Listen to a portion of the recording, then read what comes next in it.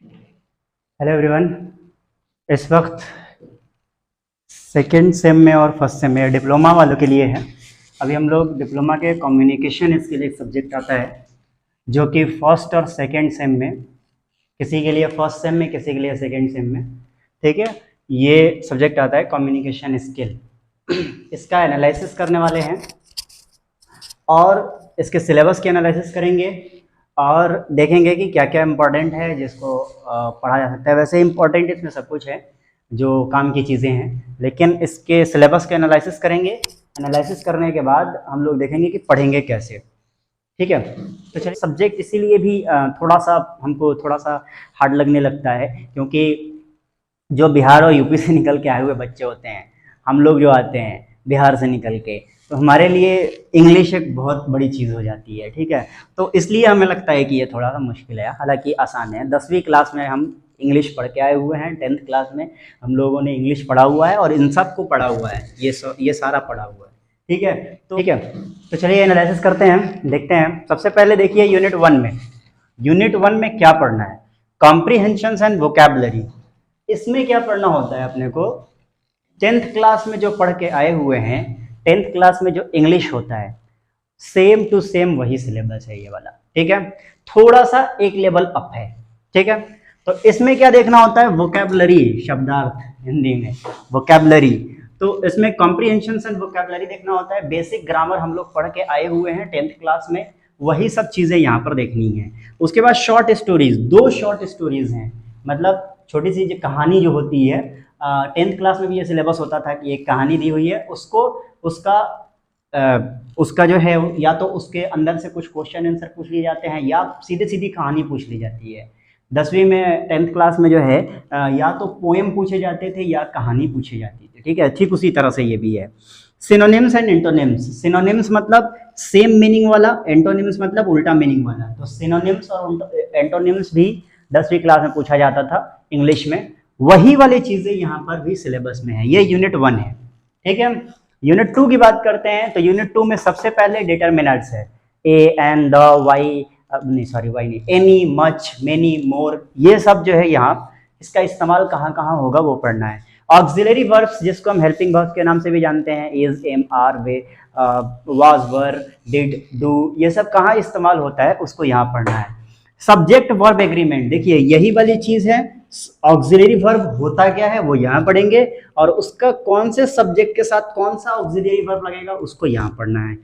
Tenses पढ़ के आए हुए हैं 10वीं क्लास में। क्वेश्चन टैग्स, क्वेश्चन टैग्स क्या होता है, क्वेश्चन टैग जब हम लोग 10वीं में पढ़ा होगा, ये चीज 10वीं में पढ़ा होगा कि you are going, aren't you, ऐसा कुछ होता था, क्वेश्चन टैग बनाते थे।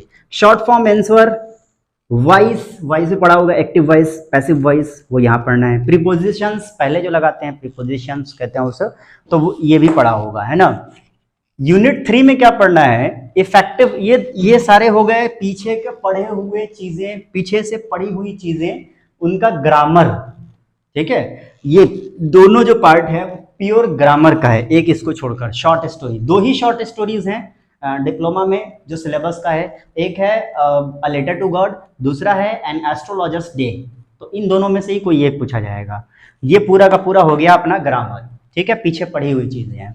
इसकी बात करते हैं इफेक्टिव कम्युनिकेशन और बिजनेस करस्पॉन्डेंस। ये जो है हमारे लिए एक नई चीजें मिल सकती हैं।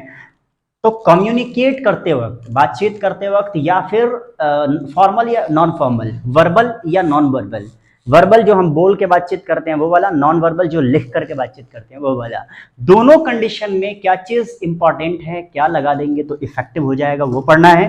बिजनेस करस्पॉन्डेंस मतलब एक बिजनेसमैन दूसरे बिजनेसमैन को, या एक ऑफिस से दूसरे ऑफिस में अगर आप मैसेज करते हैं या बात करना चाहते हैं तो ऐसे थोड़ी ही बात की जा सकती है। जैसे आपके पास भी कोई कंपनी वाले का कॉल आता होगा तो हेलो सर, हेलो मैम कह के बात करते हैं वो लोग, है ना। इस तरीके की चीजें यहाँ पढ़नी है बिजनेस करस्पॉन्डेंस में। या ईमेल वगैरह किसी कंपनी से आता है तो वो कैसे लिखा जाता है, किसी कंपनी को ईमेल कैसे भेजा जाता है, कैसे किसी कंपनी से बात की जाती है, वो सब यहाँ पढ़ना है, ठीक है।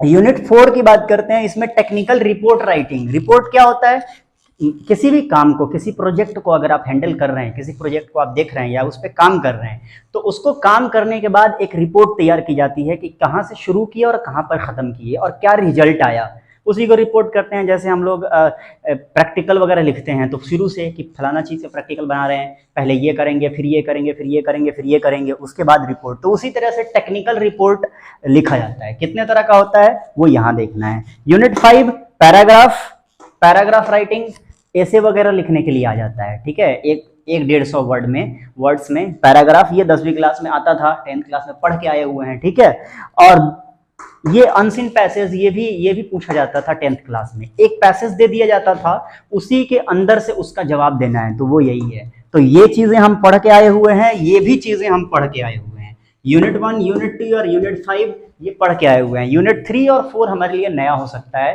तो इसका हम लोग एनालिसिस हम लोगों ने किया कि क्या क्या पढ़ना है, कैसे कैसे पढ़ना है, वो हम लोग आगे धीरे धीरे पढ़ते जाएंगे, यूनिट वाइज पढ़ते जाएंगे। ठीक है, और क्वेश्चंस पूछे हुए करते जाएंगे। ठीक है, तो इसमें देखिएगा ध्यान से, तो ये वाला जो है, ये वाला हम पढ़े हुए हैं, ये वाला हम पढ़े हुए हैं। आसान चीजें हैं, ये दोनों आसान है। टेक्निकल रिपोर्ट राइटिंग बहुत ही आसान है, जानते तो हैं कम से कम कि रिपोर्ट कुछ किसी चीज़ की लिखी जाती है, प्रैक्टिकल वगैरह लिखा होगा। इफेक्टिव कम्युनिकेशन, बात करते वक्त क्या क्या ध्यान में रखना चाहिए वो है, तो ये आसान चीज़ है।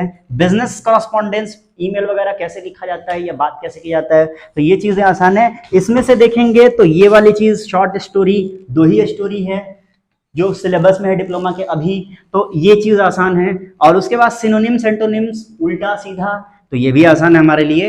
बाकी ये आसान तो है, बाकी चीज़ें जो दिख रही हैं वो आसान है, लेकिन थोड़ा लंबा सिलेबस है। ठीक है, ये सारी चीज़ें पढ़ के आए हुए हैं। यूनिट 2 थोड़ा लंबा सिलेबस है। यूनिट 1 में ये चीज़, ये कॉम्प्रीहेंशन एंड वोकैबुलरी, ये भी थोड़ा आसान तो है लेकिन लंबा है। ठीक है, तो बाकी ये सब चीज़ें बड़ी आसान चीज़ें हैं, तो इनको जल्दी जल्दी कवर करेंगे। और बाकी ये जो लंबी लंबी चीज़ें दिख रही हैं उनको भी एक एक वीडियो में कवर करने की कोशिश करेंगे। ठीक है, तो मिलते हैं फिर क्लास में अगले वीडियो में यूनिट 1 के साथ। और हाँ, जाने से पहले बता दें कि अगर आपको अच्छा PDF चाहिए इन सब चीज़ों की, जो भी हम पढ़ने वाले हैं इनकी PDF चाहिए, तो आप टेलीग्राम पे जुड़ सकते हैं हमारे चैनल पे। लिंक आपको करा दिया जाएगा प्रोवाइड, और बाकी लिंक, वो चैनल का नाम, टेलीग्राम चैनल का नाम आपके स्क्रीन पे आ रहा होगा। सोशल मीडिया प्लेटफॉर्म पे भी आप जुड़ सकते हैं हमसे, वो आपके स्क्रीन पे आ रहा होगा, और लिंक भी आपको प्रोवाइड करा दिया जाएगा। Thank you.